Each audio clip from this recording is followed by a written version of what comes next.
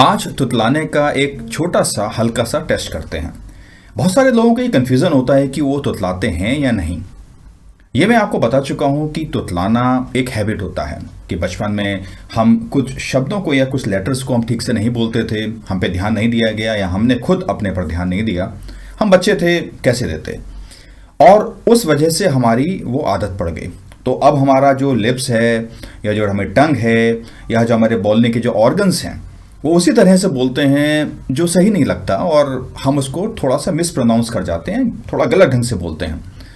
लेकिन कुछ बड़े रेयर केसेस होते हैं जो न्यूरोलॉजिकल होते हैं, जिसमें एक्सीडेंट की वजह से या किसी बीमारी की वजह से या किसी और वजह से, कोई बर्थ बाय बर्थ कुछ प्रॉब्लम्स आती हैं, उस वजह से कुछ एक ऐसी प्रॉब्लम्स आ जाती हैं कि आपको बोलने में प्रॉब्लम्स रहती हैं। तो वो रेयर केसेस हैं। तो कई बार लोगों को ये डाउट रहता है कि हो सकता है कि उनको न्यूरोलॉजिकल हो, तो अगर हम प्रैक्टिस करते हैं उसके बाद भी हम ठीक ना हो। तो आज हम एक बहुत छोटा सा सिंपल सा टेस्ट करते हैं। शायद आपने कर भी रखा होगा, लेकिन आज आप मेरे साथ कर लें। और अगर आप इस वाले टेस्ट को ठीक से कर पाते हैं, आप इन शब्दों को या जो मैं आपको लेटर्स बता रहा हूं इनको आप ठीक से कर पाते हैं, तब हम ये कंफर्म हो सकते हैं कि हमारी जो तुतलाना है इसको हम लोग हरा सकते हैं, हम लोग प्रैक्टिस से हरा सकते हैं। खाली हमें उन शब्दों को पकड़ के ठीक ठीक से बोलना है, उसकी प्रैक्टिस करनी है। वो मैं आपको बाद में बताऊंगा, लेकिन अभी आप एक छोटा सा टेस्ट कर लेते हैं। अब आपने ये देखा कि यहाँ पर हमारे पास हिंदी के ये अल्फ़ाबेट्स हैं, ये लेटर्स हैं, और इसमें सारी की सारी जो साउंड है वो आती है इसमें। तो हम लोग हिंदी से भी करेंगे, अंग्रेजी भाषा से भी करेंगे, और ये अपने जो वॉवल्स हैं इनसे भी करेंगे। तो अगर आप ये थोड़ी सी प्रैक्टिस के बाद भी, एक बार में हो सकता है ना हो, आप कई बार अगर इसकी प्रैक्टिस करते हैं और आप अगर इन लेटर्स को बोल पाते हैं, एक बार भी अगर आप इस आवाज़ को निकाल पाते हैं, तो इसका मतलब ये है कि आप तुतलाना ठीक कर सकते हैं प्रैक्टिस से। तो ये कंफर्मेशन होगा आपके लिए भी। और अगर आप नहीं बोल पाए तो इसका मतलब ये नहीं है कि आपको न्यूरोलॉजिकल प्रॉब्लम है, हो सकता है कि आपको ज़्यादा प्रैक्टिस की ज़रूरत हो। लेकिन जिन लोगों को न्यूरोलॉजिकल प्रॉब्लम है, जो बहुत बहुत रेयर केसेस हैं, बहुत कम केसेस हैं, उस केस में आपको डॉक्टर से मिलना पड़ेगा और वहां पर आपको वो रेक्टिफिकेशन करना पड़ेगा। तो एक इस टेस्ट को शुरू करते हैं। मैं हर जो लेटर को बोलूंगा और आप मेरे पीछे इसको दोहराना। मैं उसके बाद थोड़ा सा पॉज भी करूंगा। आप हो सकता है कि उसके बाद आप उन लेटर्स को 2 या 3 बार भी उसको बोल सकते हैं। जैसे मैंने अगर पहला बोला का, तो अगर आपने का बोला है तो आप मेरे पीछे का बोलिए, या इसको 2 या 3 बार भी बोल सकते हैं। तो का की आपने वॉइस सुनी, अगर आप इसको बोल सकते हैं तो आप ये वाले, हो सकता है काफी लोगों को इसमें प्रॉब्लम आती है, लेकिन अगर आप इसको प्रोनाउंस कर सकते हैं इसका मतलब ये है कि आप इसको ठीक से बोल सकते हैं। तो का, ख, ग, घ, ड़, च, छ, ज, झ, या,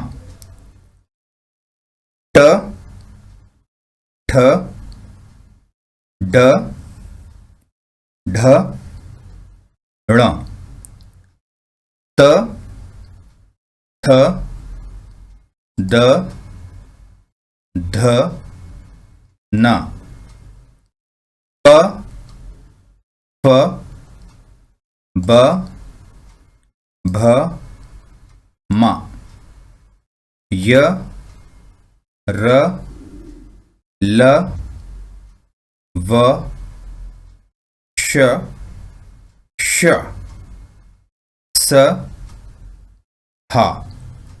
ये तो हमारे हो गए कॉन्सोनेंट्स। तो ये सारे के सारे अगर आप इसकी प्रैक्टिस करते हैं और आप इन प्रैक्टिस के बाद इन वाले जो साउंड्स को अगर निकाल सकते हैं, तो इस पोर्शन में जो सबसे मुश्किल वाला पोर्शन है, इसमें आपको परेशानी नहीं है। अब हम इसकी प्रैक्टिस करते हैं, देखते हैं, जरा इसको टेस्ट करके देखते हैं। अ, आ, इ, ई, उ, ऊ, ए, आई, ओ, औ, अं, आह, री। ये ऋषि वाला री है। तो अगर आप इस वाले साउंड्स को निकाल सकते हैं तो आपको इन पोर्शन में परेशानी नहीं है ज़रा भी।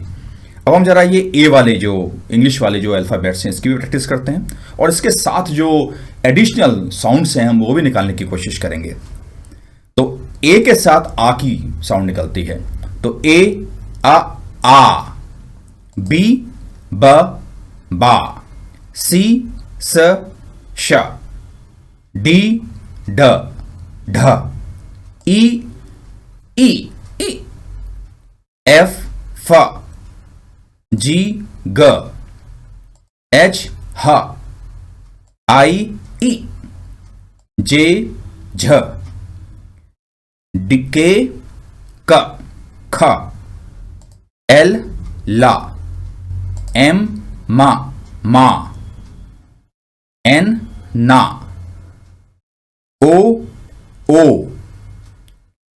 पी फ, क्यू आर रा, एस श, टी त, यू उ, वी व, डब्ल्यू वा, एक्स ज, वाई अगेन वा, जेड ज।